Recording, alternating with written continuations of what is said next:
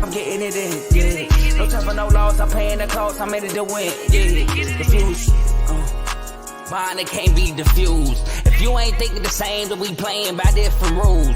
You can't see the vision, we living at different views. Until we complete the mission, keep getting up, never snooze. I walked a mile in my shoes, had the mind of a fool, chasing diamonds and jewels. Trust me, I was confused. Started minding my business and used my mind as a tool. Ended up finding my purpose and found the time to get to it. They told me I couldn't do it, they told me I couldn't make it. They sold it, could never break it. That's sadly mistaken. I need a piece of the pie, I want it so bad I can taste it. They told me, keep on running, toes they gon' take them. Used to lose, built to win, applied myself, I felt it in. No time for the doubt, they counted me out, I'm getting it in, yeah. No time for no loss, I pay for the cost, I'm winning to win, yeah. Refuse to lose, I'm built to win, apply myself. Yo, welcome back to Carl Talking College. Today is episode 4. I am your gracious host, Carl. We're doing a Pac-12 preview today. I got somebody new to the network with me. I've known him for 4 or 5 years now, maybe even a little longer. He has his own podcast, but we'll let him get into that in a little bit. I got my dog with me, Jalen. Let him know. Talk about yourself, Jalen. Hey, man, I appreciate the invitation, bro. Anytime you go on another person's platform, it definitely means a lot. But we're going to talk about what is, I guess, the Pac-12 until it's not anymore. So I'm with you, bro. Yo, I was about to say, hold that for a little second. All right, so like I said, my boy Jalen, he's new to the network. This is our first time seeing him, so I'm going to ask him, even though I know the answer. Jalen, what's your favorite college football team? Oof. All right, so my favorite college football team is Oregon. Now, the reason why it's Oregon is obvious, because of the jerseys. My favorite team, all in all, has a terrible or had a terrible college football team, so I just had to go to someone. And the jerseys got me, man. The jerseys got me. I know it's not the most popular answer, but yeah, I am an Oregon fan. I mean, yeah, y'all got the cheat code for the jerseys, the ill Nats of old Spider-Man. Hey, look, if you know, you know with the ill Nats, but for sure got the infinite combos. All right, so like we said, we're gonna get into this Pac-12, but before we do that, let the people know a little bit more about yourself. You can talk a little bit about your podcast, currently what you do, if you like. Just you give us whatever you feel like you want to give us. Got you. I am the host of the Unpopular Podcast. It is also a sports podcast that I drop every 2 times a week, Wednesdays and Saturdays.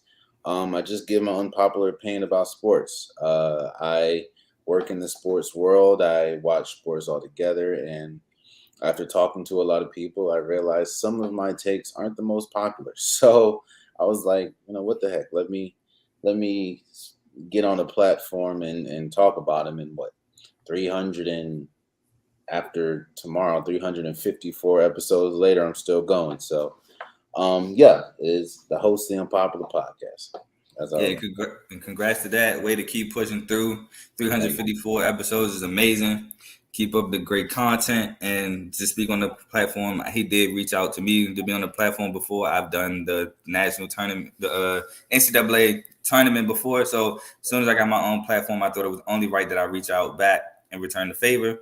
So no problem at all. I appreciate you. So like you said, Unpopular Podcast. Go ahead, subscribe. I'm subscribed. So go ahead. All right, so let's get into this Pac-12. Like Jay alluded to earlier, this might be the last ride of the Pac-12. Right now, Pac-12 has 12 teams. It has Oregon, Utah, Oregon State, Washington State, Cal, Stanford. What I'm missing? I know I'm UCLA, USC for now. Colorado. I think I might have named all 12. I'm sorry if I didn't, but as like Jay said, there are 8 teams next year that are leaving. Colorado to the Big 12, Arizona to the Big 12, Arizona State to the Big 12, Utah to the Big 12, SC, USC to the Big 10, Washington to the Big 10, Oregon to the Big 10. So we're going to be rivals soon. And why am I blanking? Oh, UCLA. UCLA is going to the Big 10. Yeah. So right now, at least Pac-12 with 4 teams, not this year, but going into next year. But Utah, back-to-back Pac-12 champs. Last year beat USC Southern California with injured Caleb Williams. Caleb Williams hobbled through the rest of the game. Salute to him for trying to finish it. They pulled him, I think, third, fourth quarter because that's how bad it was. But Utah, shout out to them for that one. And the year before, sorry, Jay, they beat Oregon badly. Yeah, they did. From start to finish. They did. Playing back-to-back big Pac-12 titles. Yeah, you want to give us a little something about the Pac-12, like just in general as the conference? You might want to talk about the 8 teams leaving a little bit, touch on that.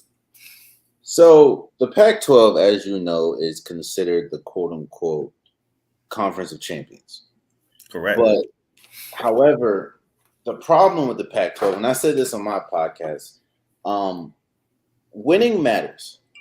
And winning matters. And when we look at the grand scheme of the college football playoffs and college football in general, while yes, Oregon made it to I think the inaugural college football playoffs when they played Ohio State. Also, Washington made it to the Final Four one time against Alabama. But outside of that, there hasn't been much success as far as the entire conference. I mean, two of the worst teams last year in college football was Stanford and Colorado. Colorado for sure. One game. Yeah. So it's like, I get it. I may not be a fan of some, like, I understand people's frustration as, it kind of ruins the integrity of college football, or it kind of ruins rivalries, or like I said, the conference that was. But again, that's exactly what it is. Gone are the days that Matt Leinart's walking through that door, or Reggie Bush, or Troy Polamalu, or Carson Palmer. Like, that's not happening anymore. And Pac-12 got some players now. Caleb Williams, I argue better than Matt Leinart. Even last year, like, think about that. And last year, Caleb Williams won the Heisman, was probably the best. Well, not probably, was the best player in college football. There's arguments, yes, but even still, how close was USC to even, like, think about it. Look at the teams. I probably would have had TCU beating USC. Yeah, the USC problem was defense, though, because that's why Tulane was able to run up the score and beat them in that bowl game. But we'll get into that a little later. And outside of Utah, that's been the whole Pac-12's problem. The Pac-12, at least right now, as we know, is not known for. It's known for high-powered, high-scoring offenses. But even my Oregon team doesn't play a lick of defense, even though we had players. So it's like, you can see it coming, especially when we talk about NILs, and when you saw a year ago when the announcement that USC and UCLA were leaving. I was like, that's pretty much the clock.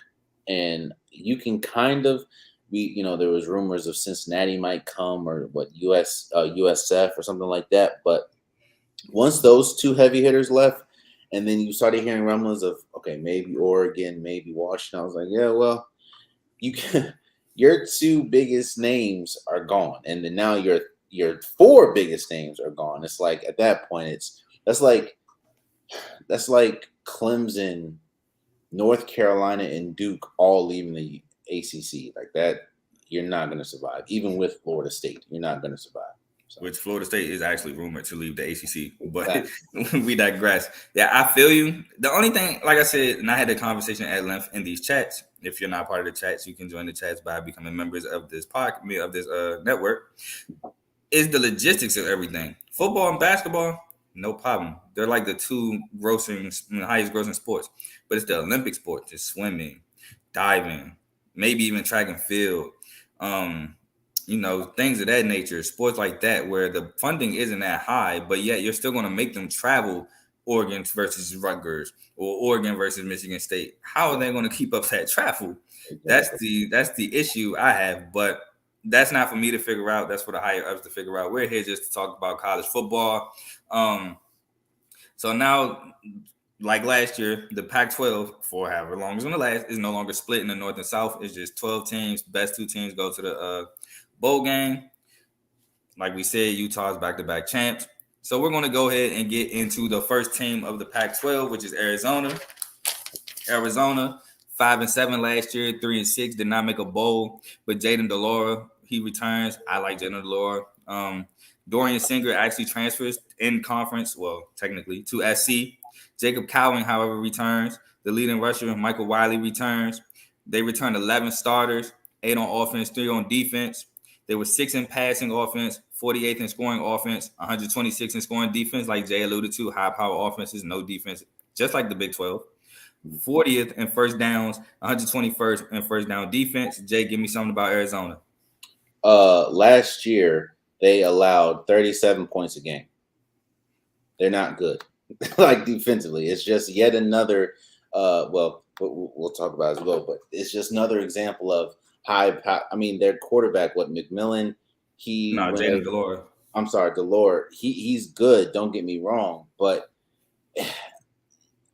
especially so Arizona is going up against, when you don't play that well a defense, and I think you're returning 3 defensive starters, it's like your offense has to at least be much better than your defense. And while it is better, it's not better than an Oregon. It's not better than a USC. It's not better than a UCLA. It's not better than a Washington.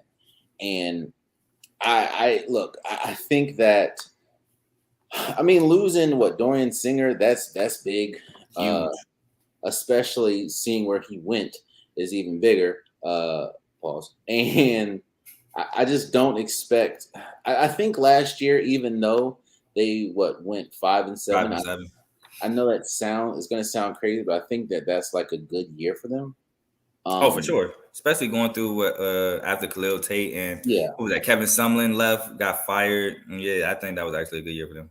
I don't expect much success from here. I'll say this though. I think the teams that we talked about and the teams that are leaving, I think that they have a lot to prove, and I think you're going to get spirited, because if you think about it, they're probably looking at it as, all right, this is our last chance to be Pac-12 champs or whatever, But I just don't see it for Arizona, especially. I mean, yeah, when you go against a Stanford, Arizona State, maybe I can see that. But when we talk about the big dogs in the conference, I don't see how Arizona stacks up. I mean, again, last year they gave up 37 points a game, and they lost a lot of people on defense. It's not like they got heavy hitters. So, yeah. Yeah. And to your point, like you said, high power offense, poor defense. They've come in with the 51st overall recruiting class. We're going to hop into the schedule now. First game of the season, they played Northern Arizona. I have that as a W. What do you have it as, Jack? That's a W. I mean, that's a layup. That's a layup to me. So that's a W. All right. Then we go to at Mississippi State, where I have that as an L.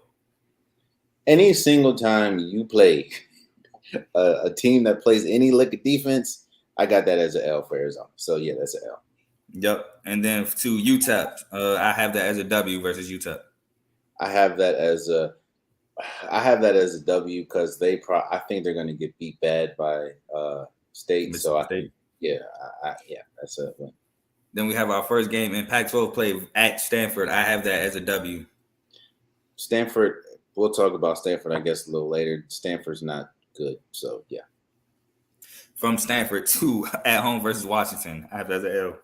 Big L. Washington might be, we'll talk about it, I'm sure, but Washington might be the best team in the conference this year. Save it. So I got a big L. All right, from Washington at Southern California, where I have that as an L. You're going up against the Heisman winner. From Southern California to at Washington State, where I have that as an L. Actually, as that as a win. I don't. Of course, we know about the passing of Mike. I don't know how they're going to rebound from that. Maybe Mike Leach. Yeah, Mike Leach. I'm sorry, Mike Leach. I don't know how they're going to rebound from that. I know they have really good players. Don't get me wrong, but I want to see how they look to start the season. So because I'm a little questionable about that, I have Arizona winning that game. Well, I have Washington State definitely because Washington State is actually one of the better defensive teams in the Pac-12. And like you said, if you can play a look at defense, you can get Jaden Delore to turn the ball over. I like him, but you can get him to turn the ball over, which I think Washington State will have him do a couple of times. Moving on from Washington State, we have Oregon State, which this is where I feel like they might turn it around and get a W. I'll talk about Oregon State later, but I think this is a W for Arizona. Yeah, Oregon State, they're going through a lot of turnover right now. So I'm gonna say Arizona wins that. I don't know if it turns it around. Seeing that they got some boys that they got to play after them, but I got them a 2-game win streak. I got them beating Oregon State. Yep. Okay, from Oregon State we go to at home versus UCLA. Come on, L. From UCLA to at Colorado, I have that as an L. Okay, so. It's in Colorado with last year. Now you know who they got on that sideline. Dion, we'll talk about that. I want to see which. I'll say L, just because I like the quarterback. I mean, that's a tough one to me because I feel like a lot of this is banking on the history of Deion Sanders turning around a program because. Again, last year they were god awful. So, but I'll say L. I think Stanford. I think Colorado beat them. From Colorado, we go to at home versus Utah. L. That's the best defensive team in my opinion in the Pac-12. In the Pac-12. I agree with you. From Utah to the last game of the season at Arizona State, which I have a W. Yeah, I think they're going to win Arizona State. Arizona State's a mess right now. So. Yep. So I have Arizona finishing at 5-7, 3-6 in conference play. Same season as last year. Let me hear it, Jack. What 6-6, 4-5 in conference play. Yeah, because I think they're gonna get one. They're gonna get one of them lacking. So. All right, moving on to Arizona State. Arizona State last year 3-9, 2-7 in conference play. They have a new head coach, Kenny Dillingham from the Oregon Ducks, offensive-minded coach. I think it was the OC/quarterback coach last year. They lose Emory Jones to University of Cincinnati. They lost their leading rusher, Valadez, to the NFL. Leading receiver, Elijah Badger, however, does return. They have 29 transfers. Yeah. So they went digging in the transfer portal. Drew Pine transfers in from Notre Dame. I'm not really a fan of Drew Pine, but let's see what he can do in Arizona State with these spread offenses. Cameron Skitterbo transfers in from Sac State, running back that had 1,300, close to 1,400 yards and 7 touchdowns. Had the 104th total defense, tied 107th scoring defense, 67th total offense, 79th scoring offense, 47th passing offense. They returned 11 starters, 5 on offense, 6 on defense. Jay, tell me something about Arizona State. How many transfers did you say they had? 29. And most of those 29 are on the defensive side of the ball, which is something that I can appreciate. I don't know because they have to figure out who their quarterback's going to be between Payne and Drew Pine and yeah. So it's like, and they have all those transfers. Plus, I think you said they have 11 starters coming back from their offense. There's a lot of decisions to be made. That's why I kind of said they're in a mess. And don't get me wrong, I do like the fact that they got the OC from Oregon. They got Kenny Dillingham. He was really good. However, if you saw the Oregon offense, it really teetered towards the end. It got very predictable, even with Bo Nix. And I'm not just putting that on him. I'm not like a hater or anything. I don't know, man. They got a lot of decisions to make, and I do think that a lot of those transfers are going to help the defense, which was actually, I think, the 3rd worst defense last year. It was bad. Total defense, 104th out of 130 colleges. Yeah. 132. I think it was the 3rd worst in the Pac-12. So those transfers should help, but I just don't know how much. Because here's my thing about transfers. Unless you get like a bit – transfers are players that usually didn't make it at the school that they originally wanted to. From one way or another, it could be bad coaching. It could just be they're not that good and don't get playing time. So it's not like you're getting the cream of the crop players. So I don't know, man. Arizona has a lot of new things to figure. Arizona State, I'm sorry, has a lot of new things to figure out. So that's what kind of gives me pause about this season. Yeah, and you got to think they're also coming off the whole scandal with Marvin Lewis and those guys, all the recruitment things, even dating back to Jaden Daniels. So, yeah, Arizona State is going through a lot of cleanup right now. So, it's going to take them a while to get out of this funk. They come in with the 35th overall ranked recruiting class. What happens to the schedule? First game of the season is against Southern Utah. I have that as a W. W. Again, the thing that the Pac-12 does feast on is they are very good out of conference outside of the Power Five. If you try to play the Power Five, it's a little sketchy, but when you got to play the lower ranked teams, I got that as a win. Yeah, I think Southern Utah is even FCS too. So that's I think that should be a layup. If you lose that game, you might go 0-12. Yeah. From Southern Utah, we go to Oklahoma State, where I have that as an L. I got that as an L. I think that you're banking a lot on transfers, and that always scares me. Unless you get like a major transfer, you're banking a lot on that. And defensively, I think Oklahoma State might run them out the park. So I think if you turn into a shootout, Oklahoma State is going to outshoot them for sure. And like I said, don't look now. Don't discredit that running back from Sacramento State. Sacramento State had an awesome year. I think they made it to the Final Four of the FCS playoffs. So they had a great year. I think they lost an Incarnate Word, but great year for them. From Oklahoma State, we go to Fresno State. And I ain't going to lie, I teetered this in my head. But the fact that they lost Jake Haniger, the quarterback last year, I have this as a W.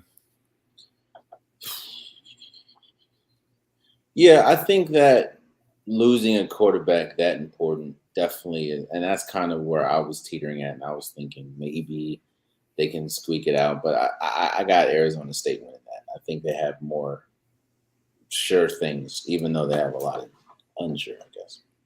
Yep. From Fresno State, we go to SC, where I have that as an L. Moving on from SC, we got to at Cal, where I actually have this as a W. Yeah, Cal's about to go to the ACC, I think. Maybe there's speculation, but I didn't really want to touch on that because it's speculation, nothing set in stone, and I mean, yeah, it's Cal. Cal doesn't really do much. Yeah, Cal's so no. From Cal, we go to Colorado, which I have this as an L. I have this as a W. I think. I need to see Colorado play better than they were last year. I know we all expect them to. I just need to see it. So until I see it, I'm still iffy. So I have Arizona beating Colorado. I got you. From Colorado, we go to at Washington, where I have this as an L. Yeah, they're. Oh yeah, no, it's Washington. I'm thinking Washington. I'm about to say, I don't know what you think about. From Washington, we go to Washington State, where I have this as an L. Yeah, that's the one I think I had them as a L as well. I think they're gonna lose to Washington State. All right, from Washington State, we have at Utah. Well, you know what? This is what we can do because the last of this is we have at Utah, at UCLA, home against Oregon, and then as previously mentioned versus Arizona. All four of those are L's. Yeah. So that brings me to Arizona State being 9-3 again, 1-8 in conference. Yeah. However, Jay, what you got? Same thing. Do you think that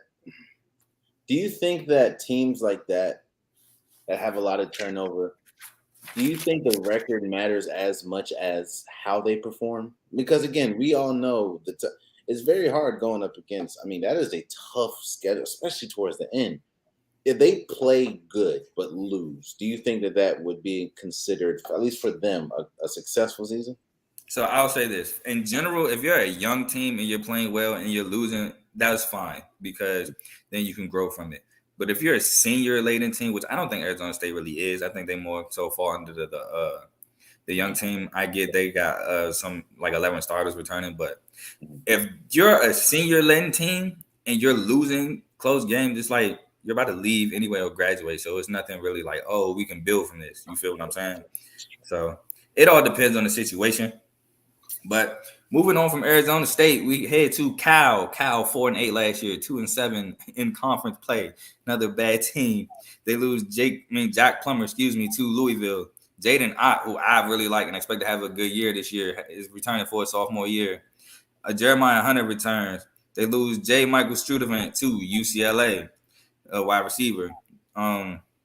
They have a QB from Utah, Luke Bottori, transfers in. Ben Finley from North Carolina State, quarterback, transfers in as well. So it looks like we have maybe a little quarterback battle out down in Cal. They returned 18 starters, 8 on offense, 10 on defense. 31st in passing offense, which was kind of crazy when I seen that. 89th in total offense, which made more sense to me. 96th in scoring offense, 79th in scoring defense, 111th in total defense, 87th in sacks allowed. Jay, give me something about Cal. Cal went 4-8 last year. However, I do think that getting Sam Jackson could be good for them. I also think that having Jeremiah Hunter would be another season would be good. Last year they struggled, in my opinion, with quarterback play and with consistency. And I understand that Justin Wilcox, he needs to muster something up. But I think that it all depends on how Sam Jackson looks. And if he looks good, then I'm not going to say they're going to be world beaters, but I think that they can be one of those Pac-12 teams that can be better than projected. I think with Cal, they just don't have the talent to outscore the teams in the Pac-12, and that's their issue. Like, plain and simple, y'all don't have the perimeter guys at wide receiver. Yeah. Like I said, I like Jaden Ott, but you key on him. Yes. Y'all don't have the guys to win one-on-one outside. It's just going to be a long night each and every night for Cal, in my opinion. They come in with the 46th overall recruiting class. We're going to hop into the schedule. First game of the season is at North Texas, which was shocking when I seen this. I have this, though, as a W. I think North Texas lost like his best receiver last year, but I have this as a W. I think that going to North Texas, that's a trip. That's a tough trip, your first game. For sure. Especially when we talk about climate, weather, and everything. I actually have them losing North Carolina. I'm not mad at it. I thought about it. I gave them the W, but I'm not mad if you give them an L here. Then they go from North Texas to at home versus Auburn. Don't matter if this home was away. It matters. No. From Auburn, we go to Idaho, where I gave them the W. Yeah, Idaho. I don't. I can do this, right? Because I have them going 1-8 in conference play. At Washington, L. Arizona State, as previously stated, I have it as an L. Oregon State, L. Utah, L. SC, L. Oregon, L. Washington State, L. The only W I have for Cal in conference play is at Stanford. Then at UCLA, L. Any disagreements? I think it. Yeah, no. Stanford is bad, man. They are bad. And like you said, it's all about talent. And it doesn't matter the scheme you have if you don't have the players to match up against some of the bigger teams, and even some of the teams that they may not be that good, but they have better athletes, i.e. Arizona State, i.e. Washington State. It's just like it's hard to survive. So yeah, I have one game in the conference, and it's going to be a long year for Cal. Yeah, so I have Cal finishing at 3-9, which is a game behind the last year, and 1-8 in conference play. Moving on from Cal, we go to where everybody probably has been anticipating, Colorado. Colorado 1-11 last year, 1-8 in conference play. But Coach Prime is on the sideline, baby. So it's different in Boulder now. Shedeur Sanders obviously transfers in. Travis Hunter transfers in. Shiloh Sanders obviously transfers in. They have 50 transfers. So Dion said he got his luggage and his Louis, and you know he a millionaire, so he can buy all the Louis he want. He got 50 transfers coming in. And only 9 starters returned, 4 on offense, 5 on defense. They were 127th in scoring offense, last in scoring defense, 118th in passing offense, 115th in rushing offense, and 130th in total defense. Mind you, that's out of 132 colleges. Jay, give me something about Colorado. I think they're going to be trash this year. Ooh, coming up. And I'm not trying to disrespect Deion Sanders. We know how good Deion Sanders is. We know how much he can rile up a team. We know what he did at Jackson State. But let me remind people that Jackson State is not Colorado. Meaning the talent that Jackson State played against is definitely not the same talent that Colorado is going to play against. And again, I hope that I'm proven wrong. I know that a lot of people are banking on, like I said, Deion Sanders and the transfer. He pretty much emptied the house, and we saw it on video. Hell, even after the white and black game, half the team was gone after that. Yeah.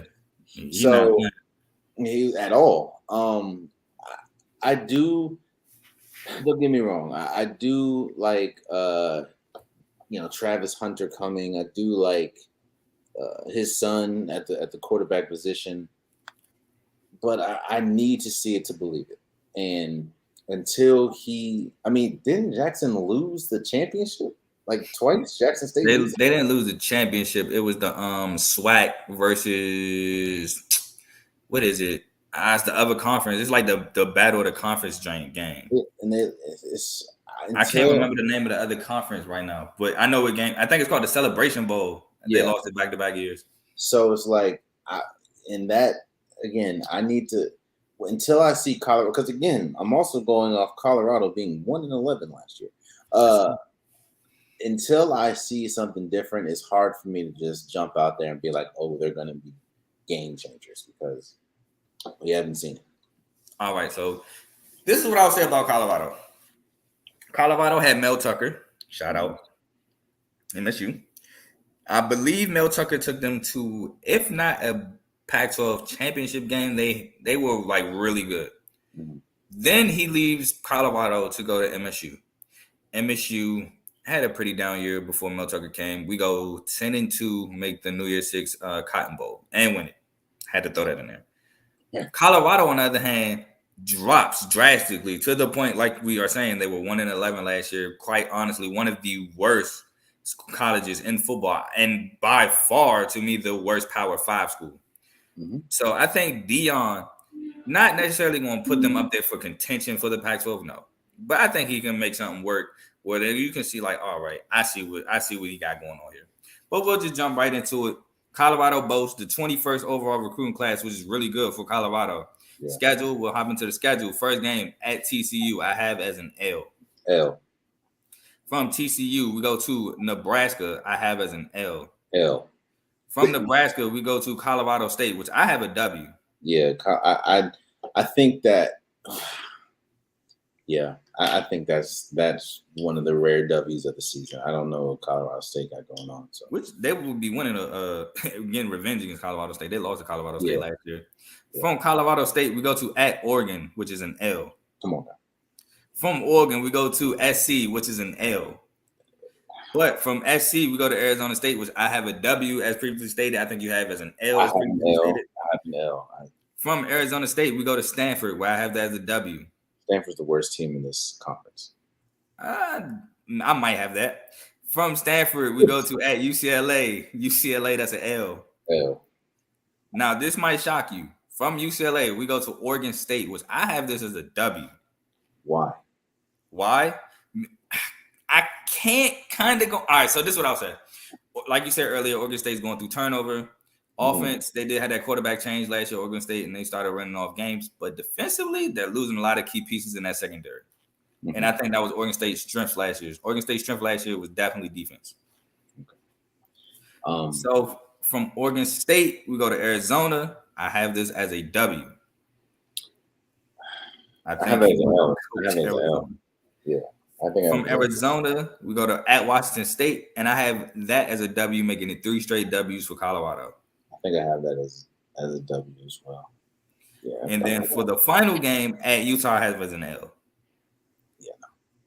No. And for my bad. Go ahead, Jay. No, I'm just thinking. So that's what they win 2 more. Well, for me, I have them winning 2 more games than the year prior. All right, for me, this is what I was gonna say. There's a FanDuel line out there right now for my degenerates, including myself. Colorado's win total is over under 3.5. It's plus money for over 3.5. I have Colorado at 6-6, 5-4 in conference play. Oh, again, wins being Colorado State, Arizona State, Stanford, Oregon State, Arizona, and Washington State. You trust Now, Deion that much that he's gonna get 5 more wins? yeah, just hear me out. Okay, my fault. Hear me out. Stanford, like you said, is honestly one of the worst teams in the Pac-12. Arizona State is going through so much turmoil, and I trust Prime over I trust Kenny Denningham. No offense to your guy. I just trust my guy. From Arizona State, Oregon State, again, a lot of turnover on that defense. I loved that defense last year. It's turnover on that defense. Oladapo returns, but that'll be later on in my notes. From Oregon State to Arizona. Arizona, again, I think Prime could scheme up a defensive game plan to get to Jaden DeLora, to have him rattled, to have him turn the ball over, and then Shador could come through and light the scoreboard up. Travis Hunter might have a game. Yeah. From Arizona, Washington State is for sure to me a toss-up, but with the other 5 games, you're already in the money. You just need them to win 4. But I think Deion can have his team locked and loaded to become bowl eligible at 6-6. Hold on. Here we go. Super chat from my man Dave. He sent a $4.99 super chat. He said, shout out to CTC, best college show out, period. I appreciate that. We want, I'm assuming, we want Dame because he's a Heat fan, Niner Empire, and Dave's Doghouse. As a Heat hater, I don't want you to have Dame, so let's not put that in the air. Can I ask you a question real quick? Yes, sir. We just talked about Cap, right, and not having the athletes. And I understand. Look, do not hear me say yes. Deion Sanders is an incredible coach. What he's done, what he did for Jackson State is incredible. But Deion Sanders is not putting on them pads and walking out there. I feel you, right? And I'm gonna let you say what you say, and I'm a counter. Okay. And so it's like, you think that even though yes, there's a bunch of transfers and a bunch of new players, you think that Colorado has the athletes that can go up against a lot of has the athletes to go 6-6, my guy? So this is what I think, right? I think as well as being a great coach, Deion is an excellent recruiter. He knows what to say to these people. These parents grew up watching him. He might have been their favorite player. So he has guys, and he's considered he's considered the best cornerback ever. So he can get athletes to be like, man, if I go here, he could put me in a great position to get drafted. Now he's at a Power 5 school too. So I think he's going to be he recruited. I don't think he just recruited 50 transfers just to get 50 transfers. I think he recruited 50 guys that he can go put in camp and evaluate to say who's the best that can go out on that field and compete to get W's. So with that being said, yes, I think he can get them to 6-6. Now, again, that's the ceiling. That's my ceiling at 6-6. This over-under thing I'm talking about, this 3.5 over-under, I think the plus money for over 3.5 is a layup. Easy. It's like Vandy last year. I think Vandy cashed early. Theirs was like over 2.5 or something like that. Cashed early. I think that Colorado for sure gets more than 4. I think they're a middle of the pack team, and I think they grow from this. Maybe not with Shador. I don't know how much eligibility Shador has, but for sure 6-6 at the best. And I think I am on the see it to believe it train. I have been winning 2 games, so by times 2 last year. Right now, so what is this? Shouts out to Hawthorne Sports. They have Travis Hunter is ranked the 10th player in the Pac-12. Outside, the next best player in Colorado is ranked 30th. So yeah. So I don't. Again, that's somebody else ranking. I don't know, man. I believe in Prime. I believe in him and Deion Sanders. I also understand that he's not putting on them pads, and you need the athletes to play. But like I said, if that's your layup, we'll see. We'll see. I feel it. Like I said, man, he was able to steal people from Florida State, from major D1s. And not to forget, he got Kamani McLean, who's like a highly sought after cornerback. Like, he's able to poach guys at Jackson State from D1 players. From D1, high D1. Like, they were mad. Like, they were sending, burning his jersey and stuff. So, like you said, it remains to be seen, but I believe in Deion. So, moving on from Colorado, we got your team. We got Oregon. Shout out to Ducks. Oregon 9-3 last year, 7-2. We finally get to talk about a team that did well in the Pac-12. 7-2 in conference play. Won the Holiday Bowl versus my guy Drake May and UNC. It hurt me. I ain't gonna lie, it hurt. I'm not a Bo Nix fan, but he definitely proved me wrong last year. I'm not a hater either. He had a great year at Oregon. And speaking of the devil, Bo Nix returns, which was a shock to some people, probably NIL. Bucky Irvin returns. They lost Christian Gonzalez to the NFL. They lost my guy Noah Sewell at linebacker. They lost Troy Franklin returns. Jordan Burch transfers in from USC. Tez Johnson transfers in from Troy, who was quite clearly Troy's best receiver. And 12 starters return, 5 on offense, 7 on defense. 17th passing offense, 10th scoring offense, 6th in total offense, 1st in sacks allowed, which is the good part, 75th in scoring defense, 18th in third down conversion percentage. Jay, give me something about your guys at Oregon. I think that Oregon has the second best player in the conference, and that's Bo Nix. That's steep. Yes, I know. I like my boy Penix. That is the toss up for number 2. But I will say that Oregon has a lot of holes. Now, yes, I do like them, keeping or Irving coming back, Franklin coming back, and of course Bo Nix, like you said, that was probably an NIL thing. And I expect their offense to be fast paced. I expect the same Oregon that we usually get. They're going to be very well. A game that they should win, they're going to lose, or a game that they're up big, they're going to find a way to lose. This happens all the time. But I will say that I think Oregon has a good shot of being the second best team in the conference. We'll see. I do think that overall team is better than maybe Washington. I think the toss-up right now is, are they going to be better than USC or Utah?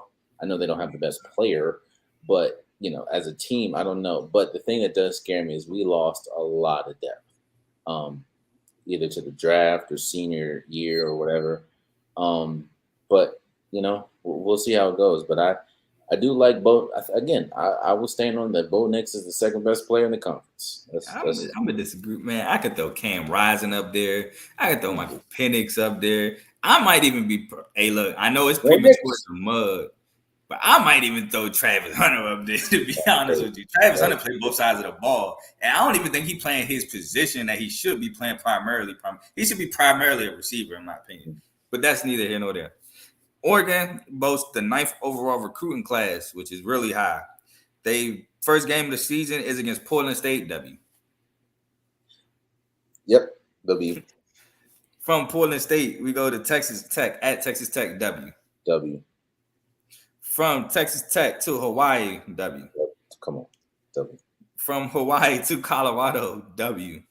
Not even just a W. We're gonna embarrass them. Okay, hey, look, that might be true. I don't know though. Yeah.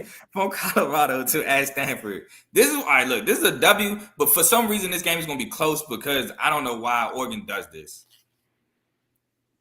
Very true. They do play down to their competition a lot, but I think they're going to destroy Stanford. I think the close games are coming, but no, I think I got us beating Stanford. I don't know why y'all do this. Like, didn't y'all play somebody like Cal or Stanford close last year? Yes, almost every game except for Georgia. Pretty close. Yeah, so, Georgia was doing anything that game. I ain't want to bring it up. I did not want to bring it up.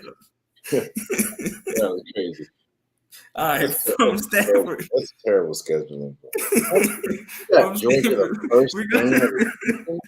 we go to at Washington, which I have this as an L. You might think likewise, but I have it as an L because it's in Washington.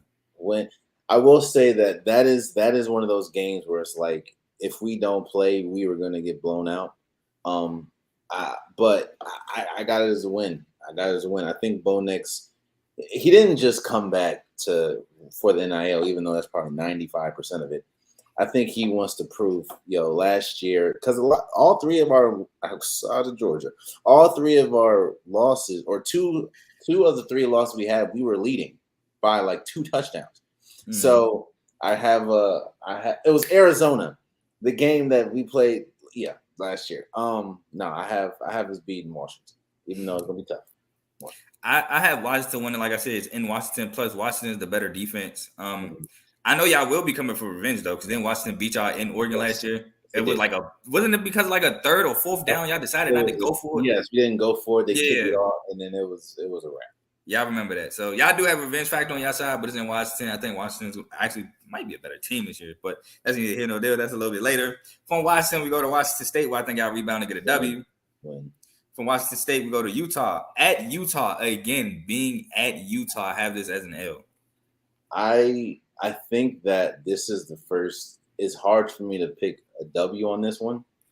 I do think we have a better offense, obviously, than Utah, but Utah is probably the most complete team in the Pac-12. I can agree. So I think that if we're rolling on offense, we have a good shot, but it's just, can we stop them? And we kind of saw that last year when they played USC. Every single time they got hit with something, they just came right back. And most of their team has come back. So I'm going to go, I don't like it, but I'm going to go, that's the first loss. That's our first loss. All right, and I just look, the close game wasn't Stanford and Cal. It was Washington State. Stanford, y'all didn't win by as many points as y'all should have, nor Cal, but they weren't as close either. But all right, from Utah, we go to Cal W. From Cal, we go to SC, where I have this as an L. Caleb Williams, like Jay said, is the best player in the conference. I think that we're going to win that game. Look, I have it as a toss-up because SC defense, I have to see it. That's exactly why. I have to see that defense get better. But I have it as an L because I think Caleb Williams is the better quarterback. I think he is definitely the better quarterback. But when we talk about the total team, I think at that point in the season, a lot of the holes that we need fixing and a lot of holes that we need plugging is probably going to be plugged. So hopefully you're playing, and that's USC. You're playing against the Heisman Trophy winner.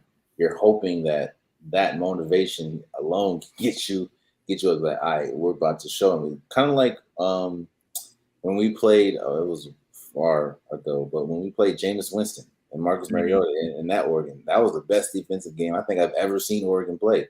It's like you're playing against FSU. So what was that with Troy Hill and what's that the African cornerback name with that long name? Ifo, something like that.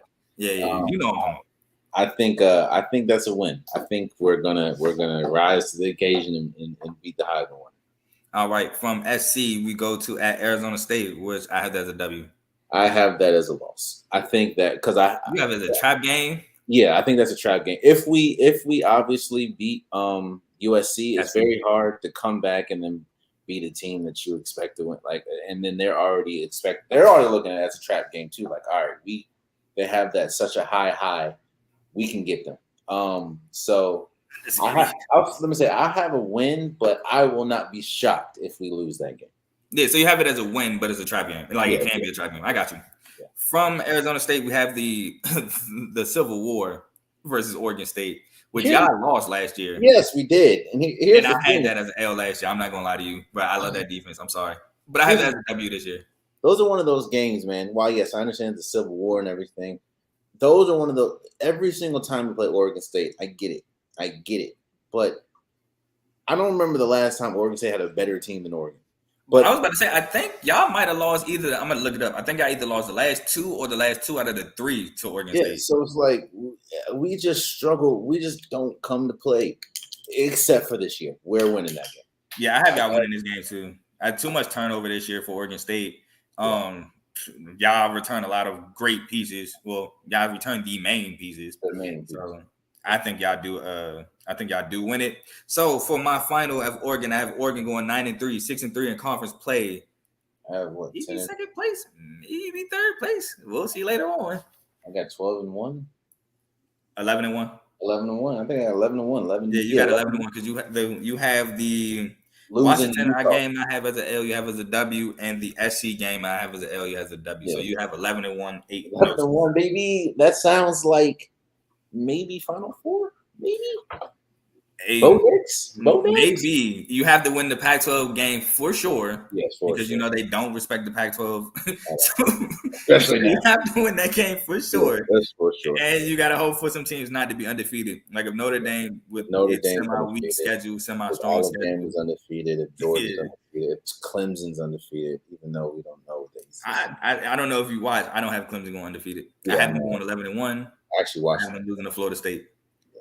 I'm so high on Florida State this year. Why though? Jordan Travis, Keon Coleman, Jared Verse, and by the way, Oregon State won the last 2 out of 3, not the last 2 straight. But they once they stole my dog Keon Coleman, and they returned everybody they got from last year, that put it over the top for me. Yeah, gotcha. Makes sense. All right, from Oregon, we go to Oregon State. Oregon State 9-3 last year, 6-3 in conference play. We're above Oregon because of the win in the Civil War. Sorry, Jay. They won the Las Vegas Bowl pretty convincingly versus Florida. Explicit word Florida for if you know, you know. Ben Gulbranson returns. That's the quarterback I alluded to earlier, who they made the change for. Starting and won like 8-9 games straight or something like that. Yeah, they lost Chance Nolan to TCU. Damian Martinez, the running back, who I like, returns for Oregon State. Lost Jaden Grant, part of that secondary, to the NFL. Lost Rajon Wright, part of that secondary, to the NFL. Lost Luke Musgrove, the tight end, to the NFL. They do retain Keaton Oladapo, part of that secondary. They do get DJ, and I mispronounced it probably last time. Uiagalelei from Clemson. He transfers in. They have 13 starters return, 8 on offense, 5 on defense. They were 61st in total offense, but 26th in total defense, 16th in scoring defense, 34th in first down defense, and 58th in scoring offense. Again, defense was Oregon State's strong suit, but part of that defense, to me, big pieces of that defense are now going to the next level. Yeah. Jay, give me something about Oregon State as I cut on this light. I wonder how good DJ is going to be. I think that is outside of, you lost a lot of important pieces, obviously, on the defensive side of the ball to the NFL and graduating and stuff. I wonder how good DJ is. And it's kind of hard for me to say, was he a system quarterback, seeing as though he didn't really have much success in Clemson. But they're even though they do have the quarterback return, they're expecting him to be great. I mean, you come from a powerhouse in Clemson. There was one point I remember that he was projected to be like Trevor Lawrence number 2. It was after that Notre Dame game. Yeah. So it's like the thing that does scare me a lot is they lost a lot. Their best pieces on the defense side of the ball. And while yes, they did do really good recruiting on the defensive side, are they going to be NFL players? And even with all that, they went 10-3, and 6-3 in the Pac-12. So, and their defense is the biggest reason why they beat us, and us as Oregon, because I think Bo Nix had like 3 interceptions first half. That's why I can't be fully sold on Bo Nix. I'm sorry. I think that game and the Georgia game, I remember vivid text message from you like, how about Bo? Christ. But yeah, no, Oregon State, they have a lot riding on DJ. And I'm interested. I don't think he's going to be as good as they need him to be. And because of that, I don't see them being as and the fact they lost a bunch of their defense. I don't see them being as successful as they think they're going to be. I agree 100%. I definitely agree. Like I said earlier about the Colorado game, I just think they lost too many pieces on defense. I have to see it. I have to see Oregon State be able to reload. They'll be good here and there. Like I remember when they had Sean Mannion and Brandon Cooks, they were good, but then it was a lot of bad. Yes. Between then and now. So I got to see them be able to consistently reload. Excuse me. So until then, my sentiments are with you. And about DJ, very inconsistent at Clemson. But they say he's a West Coast guy. I think he's from Cali, so now he's on the West Coast again. He's closer to home. Maybe that might help. He's closer to home. He's not all the way across the country. He can take that trip to wherever he's from and whenever he needs his family could come up easily. We don't know. Maybe that might help. He had better players around him at Clemson. So that is kind of debatable at receiver of Clemson lately. Oh, well, yeah, that's true. He for sure had a better running back than Will Shipley, but at receiver, it's kind of been debatable lately. That's true. That's true. All right, so Oregon State has the 53rd overall recruiting class. The first game of the season is at San Jose State, who's not bad defensively, at least we weren't last year, but I have it as a W.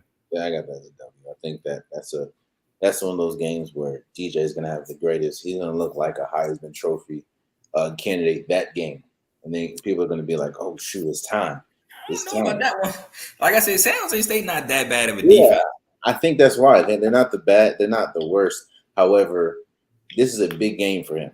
You're transferring to a, lack of a better term, a lesser school, and you're expected to show out. So I think that's going to be his game. Yeah, from San Jose State to UC Davis, FCS UC Davis, I have it as a W. I forgot that a football team. So from UC Davis, we go to a better defense in San Diego State, but San Diego State problem do be offense, and I have this as a W. Yeah, I have this as a W. I think that their offense just can't keep up with the defense of Oregon State, surprisingly. So from San Diego State, we have our first Pac-12 game against Washington State. I have this as an L.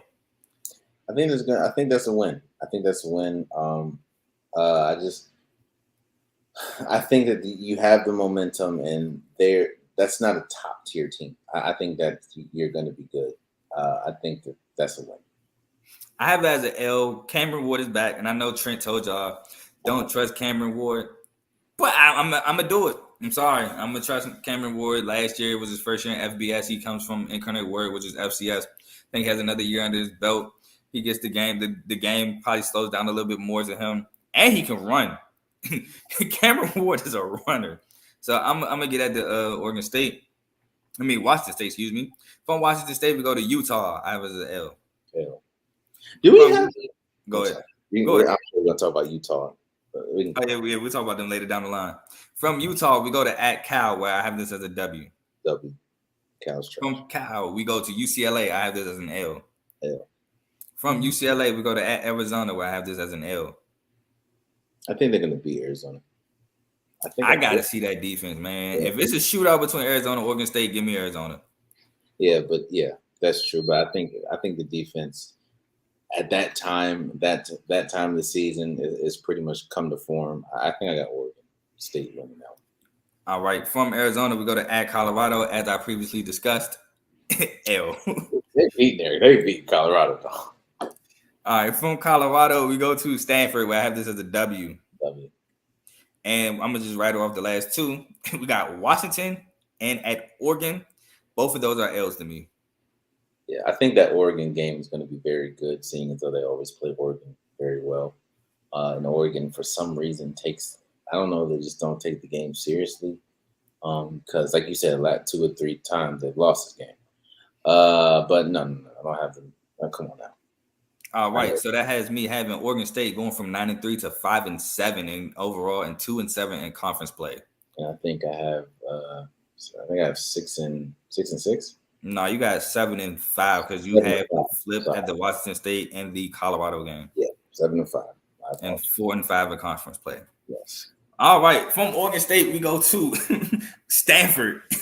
Hey, we can go. We can. I want to talk about something with Stanford real quick though, because people try to lie about this one player, and I'll bring it up eventually. Stanford 3-9 last year, 1-8 in conference play. Lost Tanner McKee. This is the guy I wanted to talk about.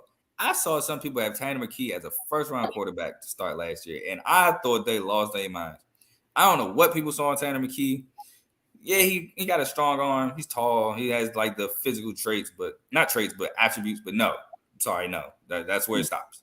From Tanner McKee, EJ Smith, Emmitt Smith's son, does return at running back. So I'm interested to see what he does there. They lose Elijah Higgins to the NFL.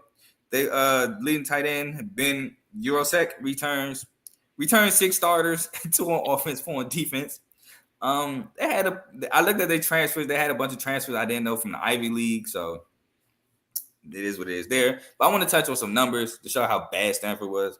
109th in scoring offense, 113th in scoring defense, 44th in passing offense, which is kind of crazy when I seen that. 117th in rushing offense, 114th in total defense. Jay, I know you don't want to talk about Stanford, so go as light as you can. Their best player is a tight end, and it's not the tight end from Georgia. So, and now that I think about it, every single time you said their name against a team, they've lost. Stanford is a mess, man, and it's one of the biggest. Stanford is one of the hardest. Fun fact, people that don't know, Stanford is one of the worst recruiting schools because they're one of the academically hardest schools to get into. Mm-hmm. They can't even recruit at the same period. Yeah. Like they get a late start every year. Yeah, they I think rival Notre Dame as far as it is tough to get into Stanford, and because of that, that's why you see year after year. I mean, yeah, people for Andrew Luck was an anomaly. Christian McCaffrey. Yeah, Christian McCaffrey was an anomaly. Like you're not getting those type of play. In fact, since then, what have they done? I remember they lost to MSU in the Rose Bowl. Yeah. So, like I said, I just don't see much. No. Yeah, I mean, gone are the days that Jim Harbaugh was the head coach and did whatever he do to get those teams as great as they were. I mean, David Shaw had a little run, but then he was gone, and I think he's now back, if I'm not mistaken. But yeah, they have this 62nd overall recruiting class, which is middle of the pack.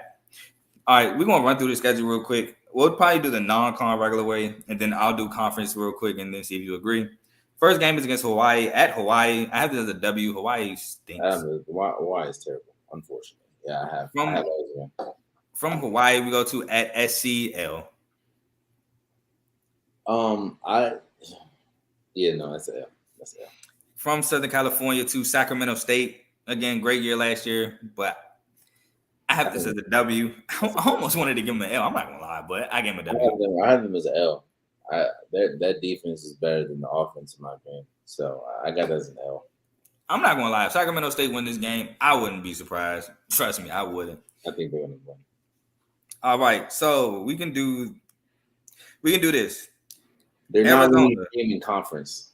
Arizona, L. Oregon, L. Colorado, L. UCLA, L. Washington, L. Washington State, L. Oregon State, L. Cal, I even have as an L. You might have a switch there. And then Notre Dame, L. Any disputes? I can see them beating Cal. I can see that too, but I have it as an L right now. I'll give them a win. So I have Stanford going 2-10, 0-9 in conference play. I have them 3. I have them 2-10 because we had disagreed with the Sac State, but you got the Cal, so you got them going 2-10, 1-8. 1-8 in the conference. Yeah. Yeah, that's by far the worst in the Pac-12. Yeah. So moving on from Stanford, we have UCLA. UCLA 9-3 last year, 6-3 in conference play. Lost the Sun Bowl to Pitt. Shout out Pat Narduzzi and Michigan State. Got to get my MSU shots outs in. They lost DTR to the NFL, which y'all saw at the Hall of Fame game. Tear it up. They lost Zach Charbonnet to the NFL. Now funny. I find it funny that now Kenneth Walker and Zach Charbonnet shares the backfield. You know, MSU, Michigan. I mean, Zach Charbonnet went to Michigan first, then UCLA. So I just find that a little funny. One of my favorite running backs last year, I know he went to a MAC school, Carson Steele, transfers in from Ball State. One of the best backs, in my opinion, in the country. Colin Shalee transfers in from Kent State, quarterback. Let me just read something from Carson Steele, though. 1,556 yards, 14 touchdowns at Ball State. Colin Shalee, 2,109 yards as a quarterback, so not great, but not bad. 13 touchdowns, 492 rushing yards. So he'll be able to do not what DTR did to that level, but he'll be able to run and pass, which Chip Kelly would love. Lost Jake Bobo to the NFL. Lost Kashmir Allen to the NFL. He's on your Commanders, actually. Cam Brown returns. They have 11 starters return, 3 on offense, 8 on defense. Was ranked 8th in scoring offense, 4th in total offense, 6th in rushing offense, 87th in total defense, and tied 90th for scoring defense. So, again, great offense, subpar at best defense, Pac-12 style football, baby. Jay, give me something. You said their quarterback transferred from Ball State, right? No. The quarterback came from Kent State. The running back came from Ball State. So here's the thing. Here's why I have. Here's why I pause when we talk about schools like that, and it goes. But let me give an example.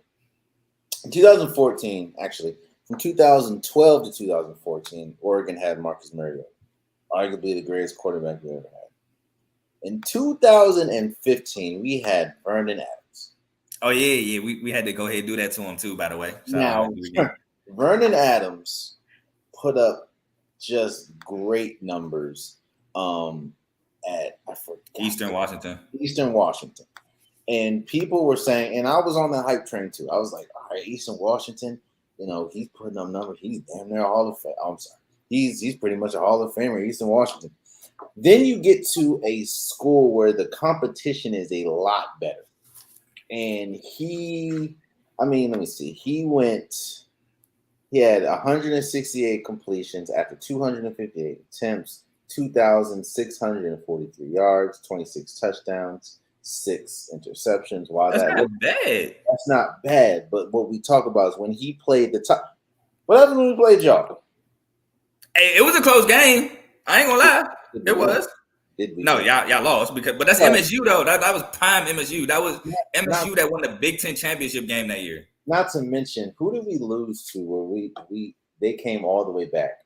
Oh, I think I did drop a crazy one. I can't remember, but I think I did drop a crazy one. It's like I'm hesitant when you see a player have all these big numbers at a lesser school, kind of like Trey Lance had a lesser school, and then it's like you get to a UCLA, and it's just like, oh shoot, now we're not playing Idaho State, we're playing Oregon, we're playing UC. So I don't know, man.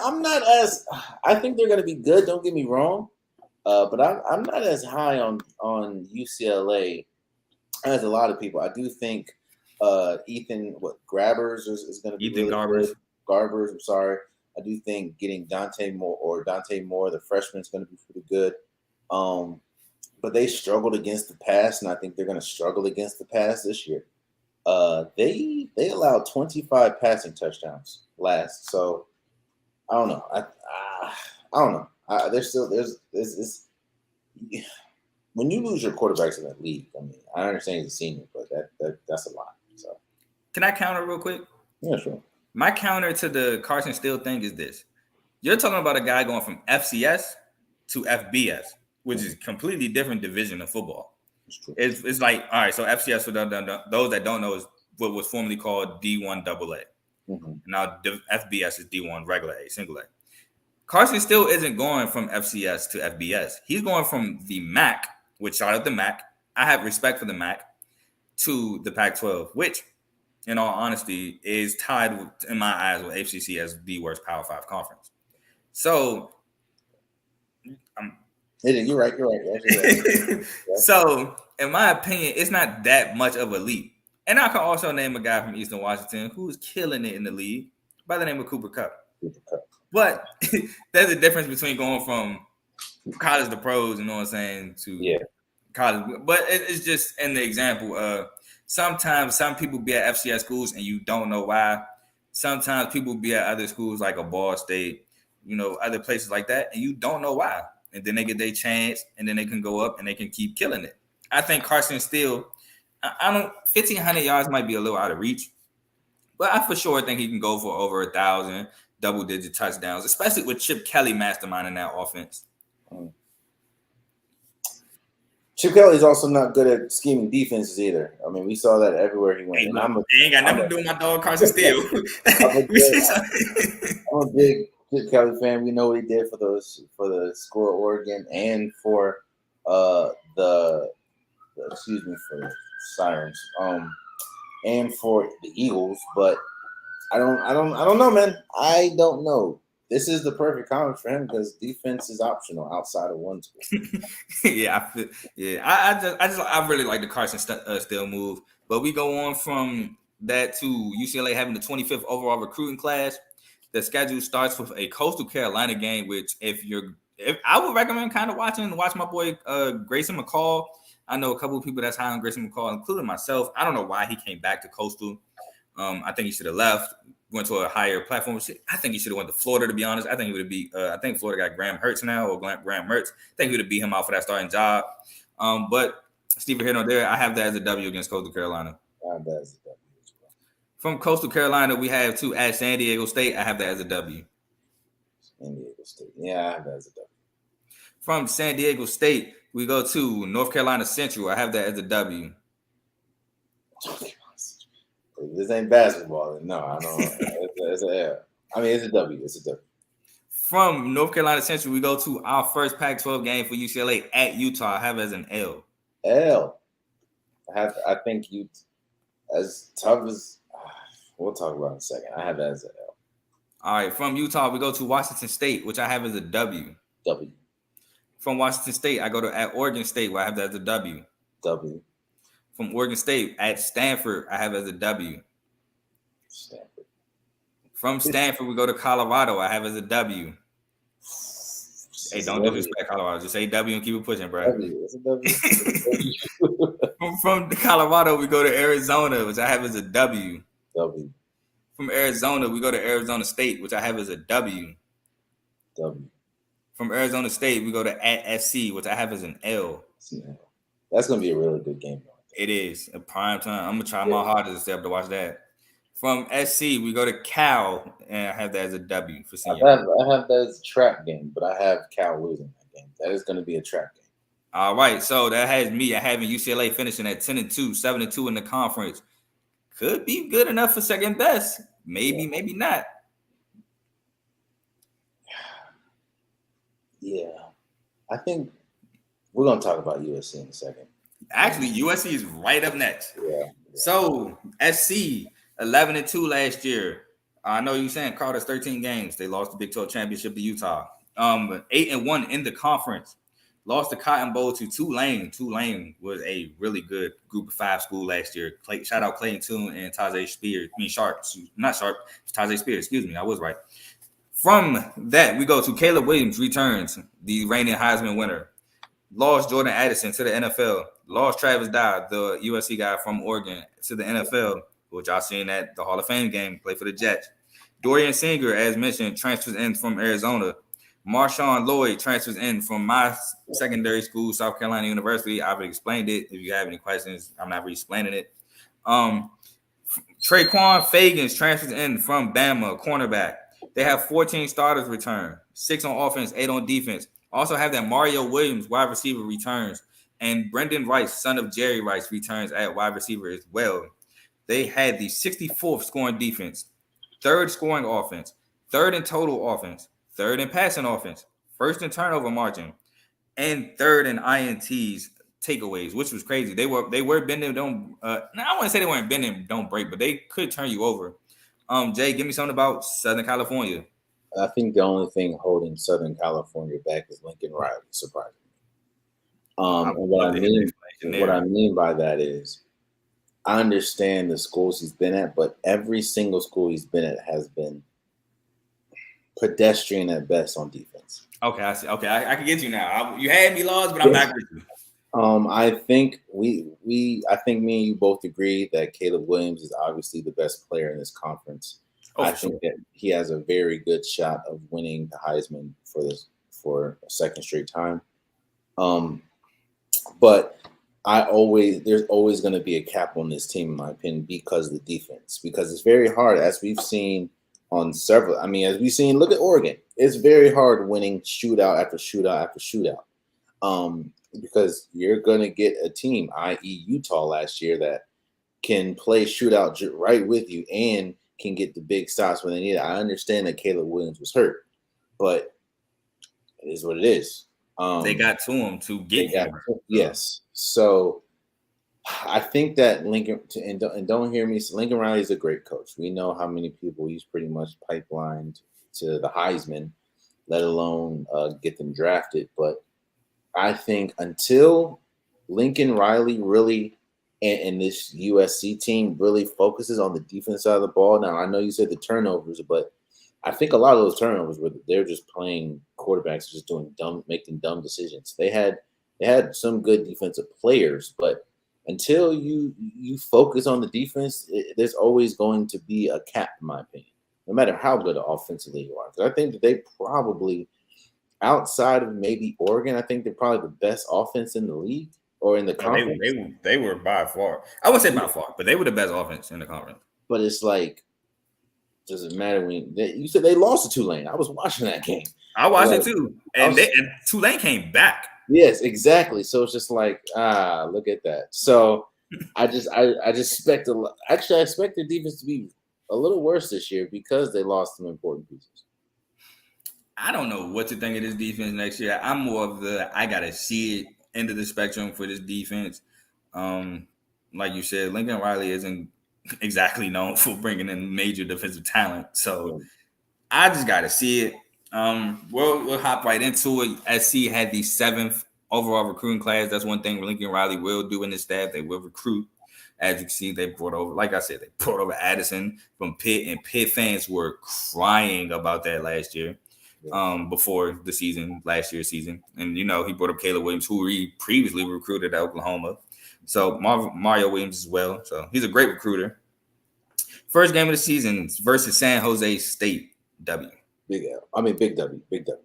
Then we go to Nevada, W. Big W. From Nevada, we go to Stanford, W.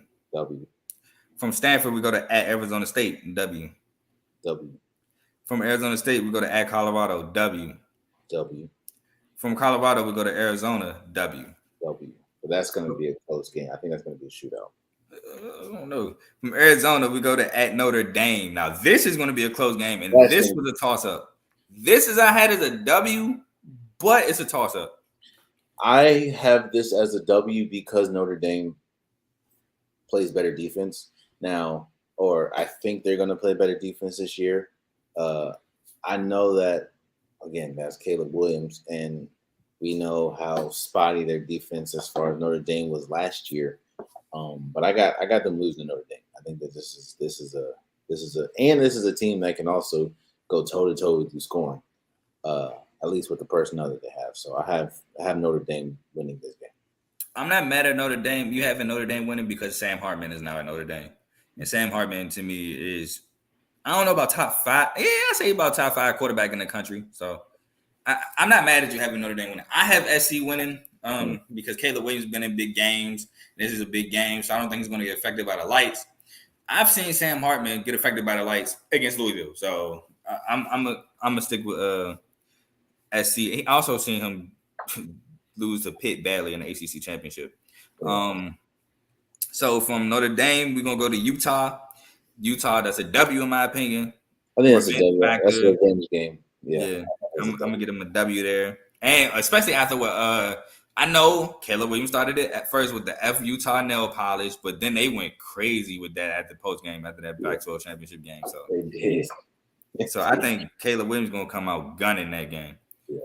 From Utah, we go to at Cal. I have this as a W. W. Then we go to Washington, another shootout of a game, but I'm gonna give SC the W. At SC. I'm gonna give them an L because they're at Washington. No, it's at SC. Oh, I'm sorry, at SC. But I think they're gonna lose this game because I just think, even though neither one of them played that much defense, I do think that it's gonna come to maybe 1 or 2 defensive stops, and I think Washington can get that. Not mad at that. So I got Washington winning that game. All right, from Washington at Oregon, I have as a W. Big L. Hey, They're losing 3 games this year. Gotta be seen. Caleb Williams ain't lose 3 last year. I don't know about this year. And then from Oregon, we finished with another banger. SC last 3 games are bangers versus UCLA. W. I got W. So you're going to disagree. I have SC finishing 12-0, 9-0 in conference play, going to the Pac-12 championship to play to be determined. I got them losing 3 games. So 9-3, 9-3, 7-2 in conference play. 7-2 in conference play. And I think that 7-2 is good for a team that don't play no defense. It would be good for a regular team for Lincoln Riley and Caleb Williams. That's not necessarily good for them. Yeah. From SC, we go to Utah, the defending Pac-12 champs, back-to-back years. Utah finished 10-3 because of that win. 7-2 in conference play. They did lose the Rose Bowl, and I think lost me a bet. I think I bet tie that game. To Penn State, which pissed me off. They returned Cam Rising, quarterback. They lost Dalton Kincaid, who was their leading receiver at tight end last year, to the NFL. Lost Clark Phillips, their leading leader in interceptions at cornerback last year. Tavion Thomas returns. I was surprised to see that. Micah Bernard returns. So they returned both their running backs. Micah Pittman, younger brother of Michael Pittman, transfers in from Florida State. They returned 14 starters, 6 on offense, 8 on defense. They were 11th in scoring offense, 27th in scoring defense, 50th in passing offense, 16th in sacks allowed, tied 14th, for sacks, and 27th in total defense. Like Jay said, this is one of the most complete teams in the Pac-12. Give me something about Utah, Jay. Didn't Rising tear his ACL? No, that's sorry. I think that, like you said, they are the most complete team. I don't know if that makes them the best team. I think that losing Kincaid is huge. That was their go-to.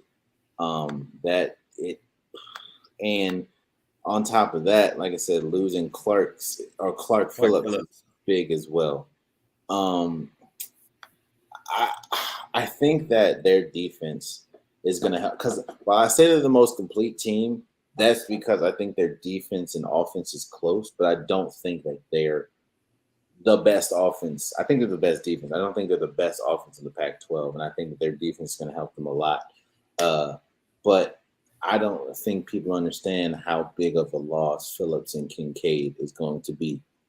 Because like I said, that was at least Kincaid was Rising's pretty much safety net. Yeah, like I said, he led the team in receiving as a tight end, which is crazy. Yeah, and to me personally, he was the best tight end in the draft. Some people said Michael Mayer was from Notre Dame. I disagree, but I think this is very interesting. Because every time we said Utah, we had them losing. So I'm interested to see not me. I ain't had them losing every time. We can get into that. Okay. All right. So they bolstered the 23rd overall recruiting class, which is really good for Kyle Whittingham in Utah. Utah first game of the season is Florida. I have this as a revenge W from last year. I have them losing to Florida. I want to ask you why. This one is at Utah. This isn't in the swamp. This is in Utah. True. That's true, but I think it's just the brain of football, man. It's like, and maybe I'm giving SEC too much praise, because it's like nearly every single time, not always, but nearly every single time a Pac-12 team plays a SEC team, they get smacked. And I think that is I'm also scarred by the last time we played an SEC team. But Georgia and Florida is two different levels. That's very true. But I do think that Florida might be one of the worst teams that you can play, especially when you're trying to figure it out without Kincaid. Like, that is a tough team to start with. So I got an L for that one. Yeah, see, my thing is they beat they beat Utah last year in a close game, and that was like that was Anthony Richardson's like breakout game. That was probably his best game, to be honest. I don't know if Graham. I think they have Graham Hurts. I have to relook, but I don't think Florida quarterback is going to produce nearly as much as what Anthony Richardson was doing that game. So I'm gonna take Utah in that one. From Florida, we go to at Baylor, where I have that as a W. From Baylor, we go to Weber State. Shout out Dame, but this ain't basketball. Nah. From Weber State, we go to UCLA to start Pac-12 play. I have a W. I have a W. From UCLA, we go to Oregon State. I have a W. From Oregon State, we at home against Cal. I have a W. From Cal, we go to at Southern California, which I have as an L. I have an L as well. That's the revenge game. Yep. From Southern California, we go to Oregon, and I have that as a W. We winning. From Oregon, we go to Arizona State, which I have as a W. W. From Arizona State, we go to. I'm sorry. Damn. I think we're gonna lose. You think y'all gonna lose to Utah? I think so. Didn't I say? Yeah, I think we're gonna lose to Utah. That's the game. That's one of the games. Yeah. Oh, okay. Well, I got more faith in Oregon, so we're gonna go from Arizona State to at Washington, which I think is an L. I think that is a W. So, all right. From Washington, we go to at Arizona, which I think is a W. Arizona, that's a W. And to finish off Utah's schedule, we have Senior Day against Colorado. I think that's a W. That's a W. So I have Utah finishing. Let me sit in this real quick. There's no way you're thinking about the way you talked about Colorado. There's no way you're thinking about that game. No, I'm thinking I have them beating us with losing to Washington. Hey, I was gonna ask you about that. I'll let you think about it. Hold on. My bad. Hold on. I have y'all losing to Utah. Excuse me. That's disrespectful. I have to fix that. So are we saying Washington's the best team in the? No. My best team is SC. Let's see. I got them beating. I got us winning, and I got them losing to Washington. Let's flip that. All right. So actually, I have Utah beating y'all. So I have to fix that on here. I have Utah. Oh wait, no, I'm tripping. I have it right on here. I have Utah as a W. I said it wrong. I'm looking at it right. Said it wrong. Utah is a W against Oregon. So I have Utah going 10-2, 7-2 in conference play. Is that good enough to be second place for the Pac-12? We'll find out real shortly. Yeah. Yo, the this is such. So the Pac-12 has what, 4 teams that can. Well, the new Pac-12 next year will have 4 teams. No, what I'm saying is this year they have 4 teams that can legit win the Pac-12. Oh yeah, for sure. Utah, Washington, SC, UCLA, and UCLA. Oh, and Oregon. So 5. Oregon. That's gonna. I don't think UCLA really has a shot, but okay, then we can go back down to 4. I think 4. That's 4 or 5. I think it's gonna be interesting, man. Yeah, I got UCLA finishing 10-2, so I'll put them up there. But we move on to Washington. Washington finished 10-2 last year, 7-2 in conference play, won the Alamo Bowl versus Texas. They return Michael Penix. They lose Tyler Papa to the NFL, the running back. Sorry if I mispronounced that. Samoan name. They return 3 receivers from that explosive offense. Rome Aduzie, I think. Jalen McMillan and Jalen Polk. Alfonso Tuputala returns. I think he's the linebacker that returns. Jabbar Muhammad transfers in from Oklahoma State. I believe that's a cornerback. Returned 14 starters, 7 on offense, 7 on defense. Was first in passing offense, 7th in scoring offense, 2nd in total offense, 60th in total defense, 1st and 3rd down conversion percentage, and 5th in first downs. Jay, give me something about Washington. You said that Michael Penix, right, is like the 2nd best player in your opinion in this. I said you can put him up there. You said Bo Nix is the 2nd best. I said you could throw Michael Penix up there with him. I think that is that's the person I was juggling with as far as who could be the number 2. Last year, Washington really struggled with pass coverage. Like they were one of the worst. And I do think that both Jalen's is gonna help as far as offensively, as well as Odunze or Odunze, whatever his name is. I apologize for messing up your name, my guy. I don't know, man. Washington is interesting because Washington is always that team that they're projected to be really well, and they either do really good or really disappoint.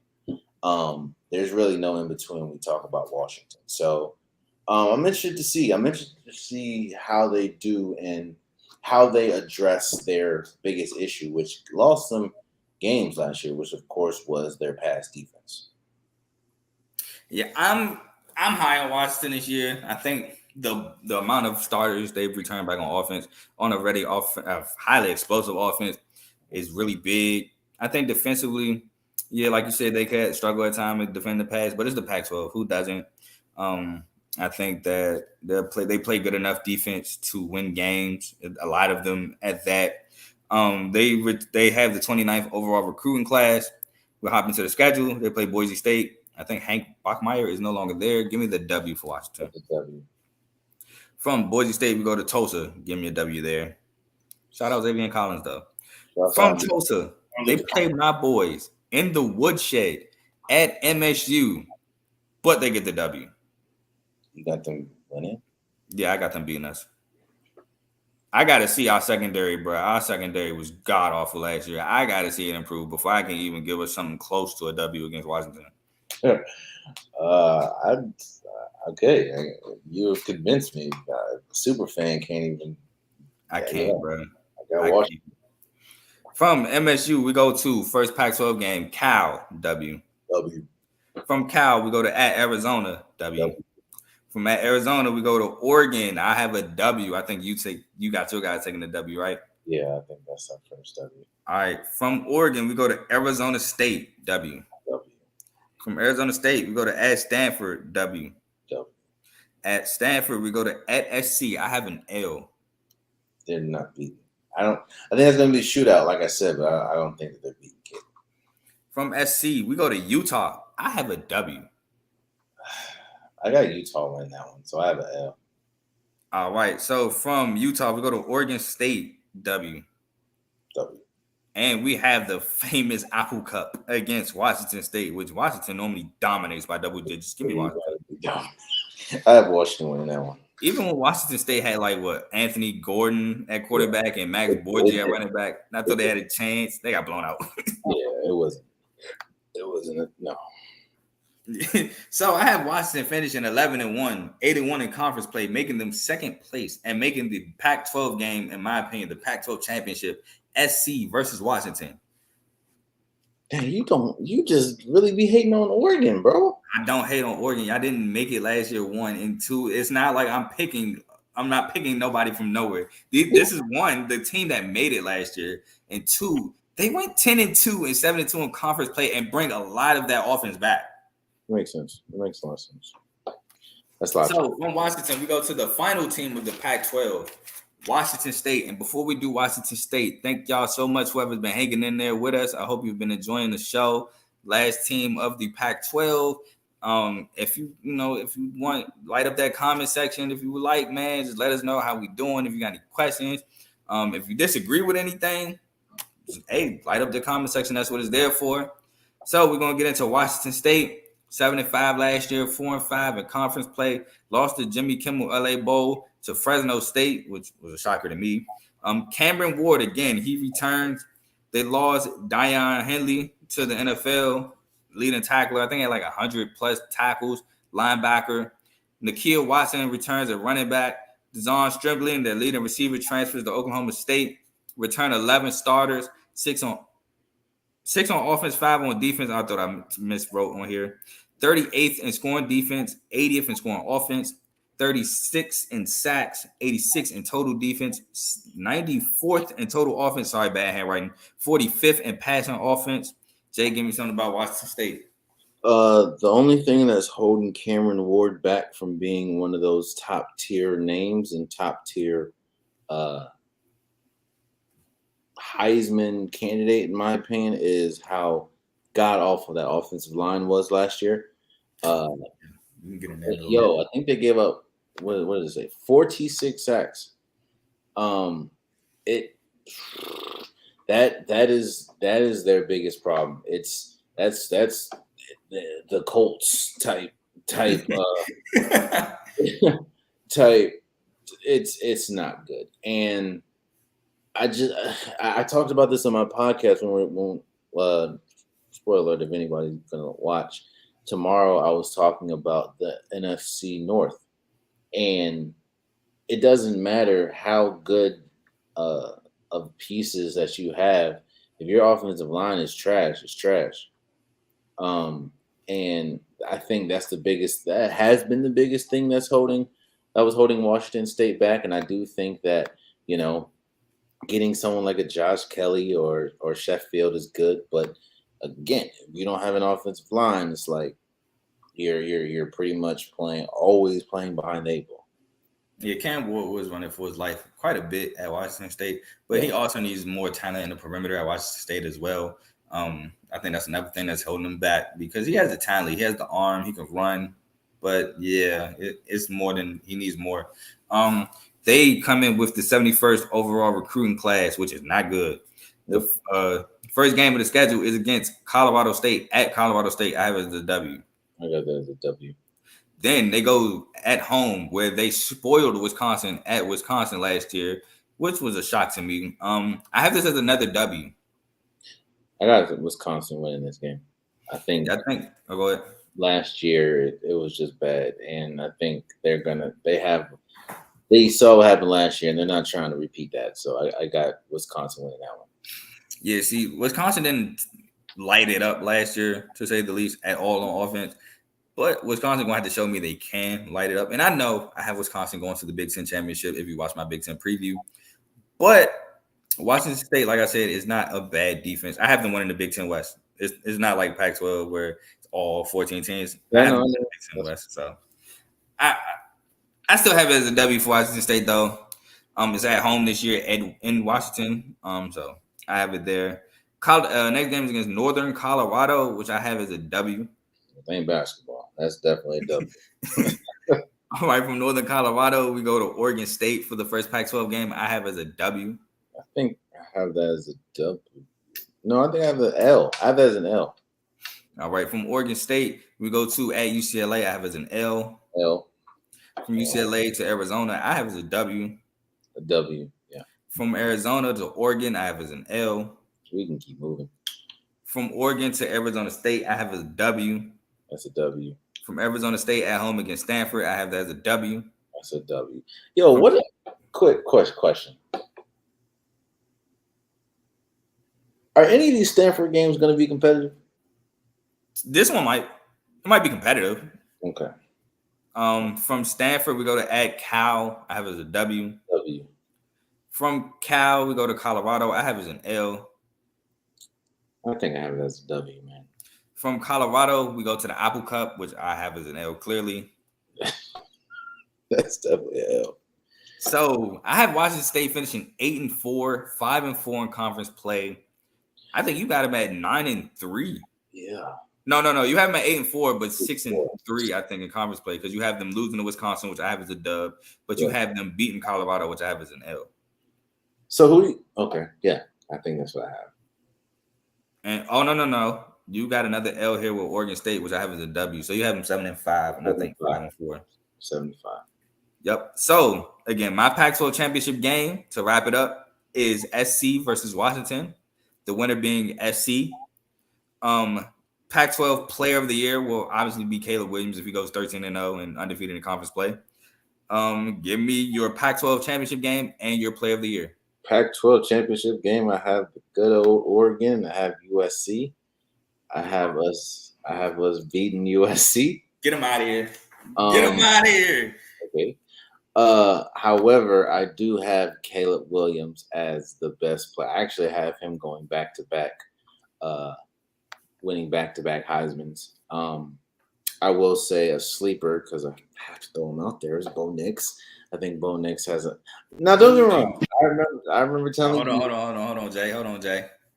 We have another super chat from my guy, my boy J-Mo. Shout out to my guy J-Mo. Shout out to CTC. Oh, my bad. He $4.99 super chat. Shout out to CTC, man. Best college sports show out. Hashtag Asher Roth. You might get a call about that later. Hashtag MVP. Shout out my boy J-Mo, man. Hey, I appreciate it, my boy. I definitely appreciate the support for sure. You already know what it is, bro. Hey, congrats to you too, J-Mo. I don't know. Yes, sir. Oh, got it. Definitely throw out that congrats on the show. Congrats to my boy J-Mo with the Twins. Twins, man. I will say the sleeper, also another sleeper, a very dark horse sleeper, is I'm going to go with Jalen McMillan from Washington. I think that he has a chance to really make some noise, but I have Oregon winning. I don't know if I have Oregon winning. So if we're gonna go a sleeper player of the year, mine it's not necessarily sleeper, but it's Penix. If Penix can take Washington to this Pac-12 championship game and make it competitive, Caleb Williams is going to win it. But let's just say he takes him there and wins it. It's going to go to Michael Penix. Now, my sleeper Heisman. For those who don't, no, I can't say that because I think I'm gonna have an episode coming up, so I'm gonna save that. I'm sorry, I can't do it. Can I ask one question? I guess before. Go ahead. Do you think that the Pac-12 winner goes to the college football Final Four? If, let's say, and I don't know, you've already talked about the Big Ten. So if I did, let's say Michigan and Ohio State both only have one loss. I have Ohio State at 11-1, I think, but going undefeated in conference play. Okay. So do you think that the Pac-12 winner will go to the college football playoffs? I'm going to say no. And no. You know what? I'm going to say yes if it's SC going undefeated. Okay. But it's hard because I have Florida State going undefeated and winning the ACC, which is going to be hard for guys. You know, Florida State has the tradition. It's going to be hard for those guys not to vote Florida State in. I have SC going undefeated. It's going to be hard for them not to go in. Now, my SEC preview isn't out yet. I have to see what I have my SEC teams doing. My Big 12 winner, I think I have Texas going undefeated with Quinn Ewers. Mm-hmm. So it's going to be hard. It's hard. If it comes down to 4 undefeated teams, maybe not. Or 5 undefeated teams, maybe not. It's going to be tough. But if it's a 1 loss, like you said, Ohio State and Michigan, and SC goes undefeated with my other predictions, then yes. Okay. Gotcha. Because I think I have Ohio State losing the 1 game to Notre Dame. Let me look. I have it. It's all in my notes is right here. So you really be hating on Michigan, bro. Michigan got a better team than them this year, bro. No. See, it's not Michigan. It's JJ McCarthy. I'm not sold on JJ McCarthy going. They've been twice in a row now. They have, but it was through the run game. Okay. Now 2 years ago they didn't have Jim Knowles, so that was understandable. And last year they had Jim Knowles, and that defense played better. But Michigan just ran through them still. I think they can fix that year 3 and make J.J. McCarthy beat them. And I don't think J.J. McCarthy can beat them. So that's my thing with Michigan. And, yes, I do have Ohio State going 11-1, losing to Notre Dame. Yep, that's exactly it. So if that happens and SC, let's just say Bama, SC, and Texas go all undefeated, and who else I have? And Florida State, then Ohio State will be the odd man out. Gotcha. Makes sense. All right, so my standings for the Pac-12 go as this. SC, number 1. Washington, number 2. Utah, number 3, winning the tiebreaker over number 4, UCLA. 5 being Oregon. 6 being Washington State. 7 being Colorado. 8 being Arizona. 9 being Oregon State. I think that's a tiebreaker there. 10 being Arizona State. 11 being Cal, and Stanford at 12 to round it out. I think I have Oregon number 1. I have USC number 2. I think I have Utah number 3. Washington number 4. And everybody else doesn't really matter. I trash. Yeah, look, the Pac-12 is top heavy for sure, but Colorado jumping from last to 7th is a big leap that I think Deion can help them pursue. 6-6, like I said, being bowl eligible. It might be a week 1 bowl, but it's still a bowl nonetheless. Shout out Prime. You know what? I'm inclined to give Prime Coach of the Year if he can do that. But if Caleb Williams can go undefeated, it's kind of hard not to give it to Lincoln Riley. I think if Prime turns that around, he definitely wins, no matter if they go undefeated or not. But I am on the need to see it to believe it train. So yeah, I'll say Prime Coach of the Year. If he can make them go from 1-11, 6-6, and go to a bowl and compete in Pac-12 play and look really good doing it, not necessarily winning a lot of games, but like I said, not getting blown out either, he'll win Coach of the Year. So that's it for our Pac-12 preview. Thank y'all so much for sticking with us. Jay, I'm going to let you get some final words off. Hey, man, I appreciate you again for inviting me. It definitely means a lot. Yeah, man. Thank you, bro. All right, then shout out your podcast one more time. The Unpopular Podcast. It drops every Wednesday and Saturday. DSPs drops at 12 midnight. YouTube, the visuals drop 9 a.m. Wednesdays and Saturdays. Follow me follow the podcast on social media. The Unpopular Podcast. Follow me on TikTok. And yeah, man, you get content daily. Yes, sir. Yes, sir. My final words.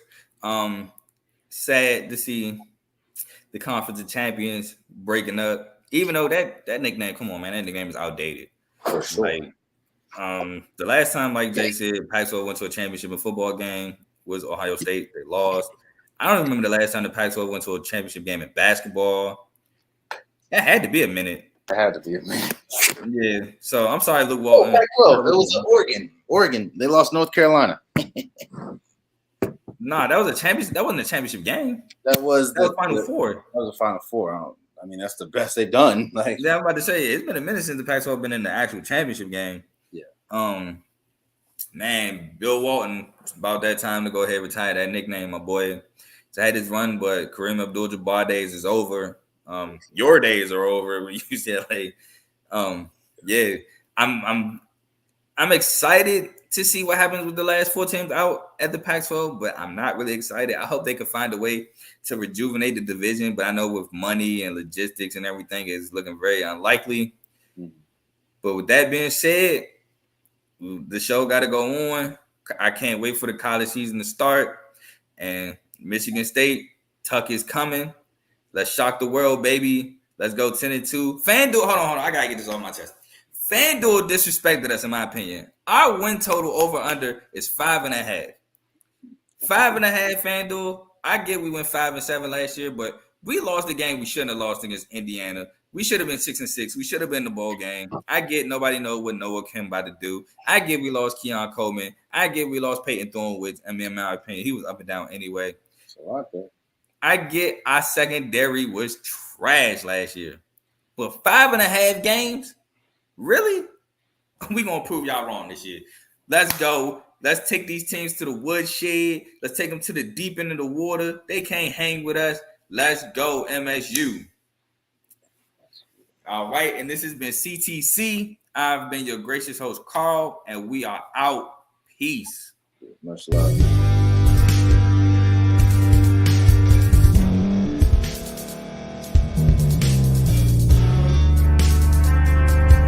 Thank you for staying to the end. If you're watching this on YouTube, please like this video, subscribe, and also hit that notification button so you can be notified next time we put out a video. If you're listening on any podcast platform, subscribe and hit that notification button, y'all, so you can be notified we put out another podcast audio. And last but not least, hit that share button. No matter what you're listening to or watching it, hit that share button and send it to somebody that you know that would love to watch this episode you just listened to. So once again, thank you for staying to the end, and we'll see y'all at the next episode.